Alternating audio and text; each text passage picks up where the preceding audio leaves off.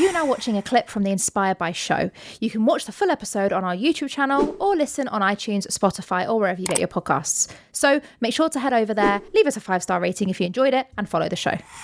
Yeah. What really pisses me off, you're on social media a lot. You're probably much better at it than me. You know, people who are deliberately controversial and deliberately, you know, or deliberately emotional. And it's so bloody obvious that it's an algorithm. It's for the algorithms. And it gets me really cross. Yeah. Because we're in this society, in this rhythm of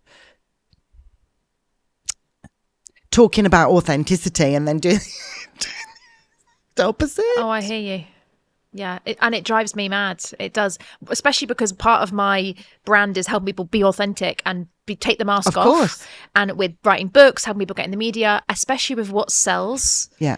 A lot of people will dig into that and spin it. And my history of having severe depression, I actually struggle to look at any social media on World Mental Health Awareness Day or anything to do with that, because the shit I see of people saying, oh, well, this is for everyone who's experienced depression. This is for everyone who has challenged mental health. And I remember once, Dawn, funny story. I'm not sure if I've said it on the show before.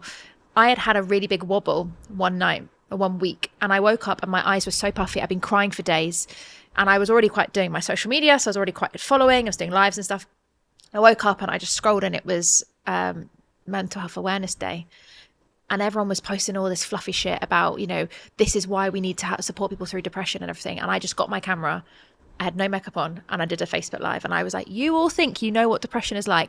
This is what it was like. And I was, oh my God, I cringed. But it did really bloody well. The video did so well. Because it was real. Exactly. And my pet peeve, and I have said this on the show many times, is people that video themselves crying, take photos of themselves crying, all for show. You know, Yeah. and I'm not criticizing people that genuinely are struggling. Like, be honest, be raw, acknowledge it.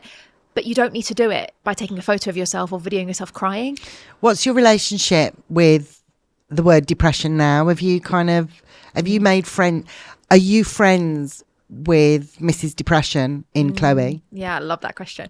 So I love this is turn. This is fantastic. Let's keep this going.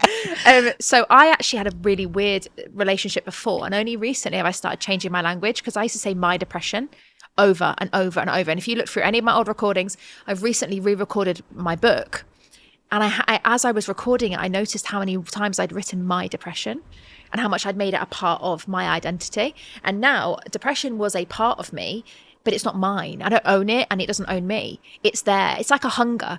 Like, you know, when you're hungry, if I'm hungry, then I eat. If I don't eat, I'm going to get hungry. Same thing. My eating or my hunger is just depression. If I don't look after myself, the depression will come back. If I do, it will go away.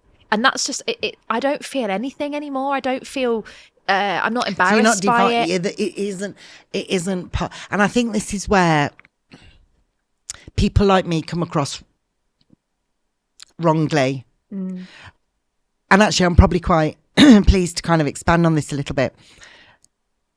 A sentence that I will say that I know is misconstrued, and I absolutely don't mean it in the manner in which it comes out my mouth, but I do mean it at the same time. But the feeling in my heart's different to the words. So when we are sad, depressed, or happy, like any emotion, let's remove the word depression, whatever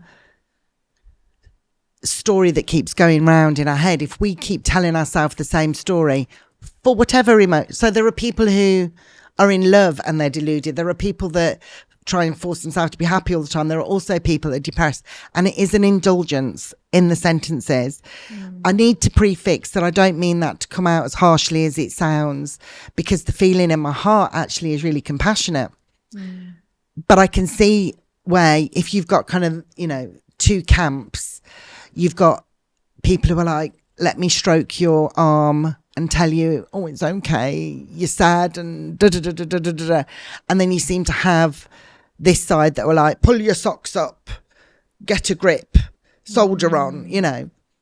And somewhere in the middle of that, you know, I think when people, I'd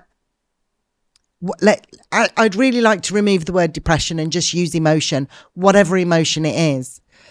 If it's something that it's based on inner talk, inner beliefs, regardless as to where they've come from, and we keep that alive, we will always be connected to it, and it will always be part of our definition. Mine is the word victim, but I do the opposite. I reject, like I practically rebuke it in the name of Jesus. Like literally, that doesn't mean to say that I'm not a victim sometimes, but I wouldn't accept it. In my head, I'm out. And when I look back, I probably had quite significant depressions several times in my life.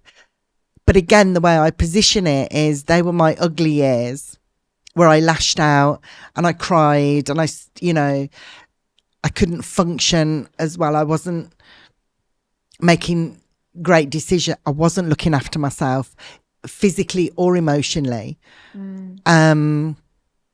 So I think we all have it. But I absolutely love that you have managed to crack the nut of it not defining you as yours and it being, because it's part of all of us. We're all sad sometimes. And if we keep those stories alive for long enough, it can spiral downwards. Yeah.